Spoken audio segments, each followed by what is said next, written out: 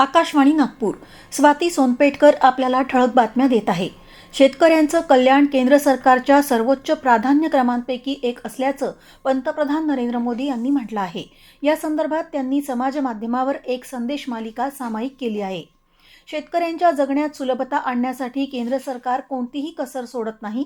शेतकरी हे देशाची अन्न सुरक्षा, पोषण आणि समृद्धीचा पाया आहेत, असंही त्यांनी आपल्या संदेशात म्हटलं आहे.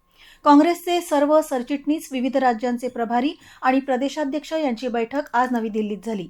या बैठकीत सध्याची राजकीय परिस्थिती आणि पक्षाची पुढची वाटचाल याबाबत चर्चा करण्यात आली. उच्च शिक्षण विभाग आयोजित नागरी सेवा पूर्व परीक्षा प्रशिक्षण 2026 साठीच्या प्रवेश परीक्षेचं वेळापत्रक जाहीर करण्यात आलं आहे. परीक्षेसाठी ऑनलाईन अर्ज भरण्याची प्रक्रिया 1 जूनपासून सुरू झाली असून अर्ज करण्याची अंतिम तारीख 30 जून आहे, तर परीक्षा शुल्क भरण्याची अंतिम तारीख 2 जुलै आहे. ही परीक्षा 2 ऑगस्ट रोजी प्रत्यक्ष पद्धतीने होईल.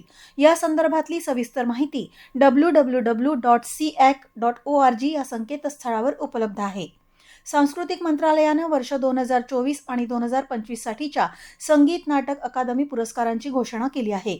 यामध्ये महाराष्ट्रातले कथ्थक नृत्यगुरू मनीषा साठे, गायक पंडित अरुण कशाळकर, संगीत रंगभूमीवरील गायक अभिनेते मुकुंद मराठे, गायक आनंद भाटे, अभिनेते अरुण नलावडे, दिग्दर्शक प्रमोद पवार आणि भारुडकार भावार्थ देखणे आदींचा समावेश आहे.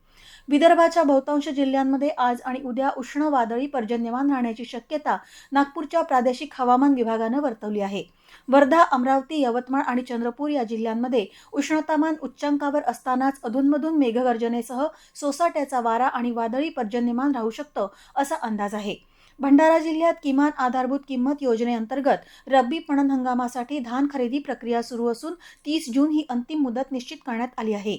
BEAM पोर्टलवर नोंदणी केलेल्या शेतकऱ्यांनी संबंधित धान खरेदी केंद्राशी संपर्क साधून मुदतीपूर्वी धान विक्री करावी, असं आवाहन जिल्हाधिकारी सावंतकुमार आणि जिल्हा पणन अधिकारी S. पाटील यांनी केलं आहे.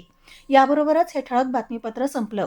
यापुढील ठळक बातमीपत्र रात्री 8:42 विविध भारतीवरून प्रसारित होईल. नमस्कार.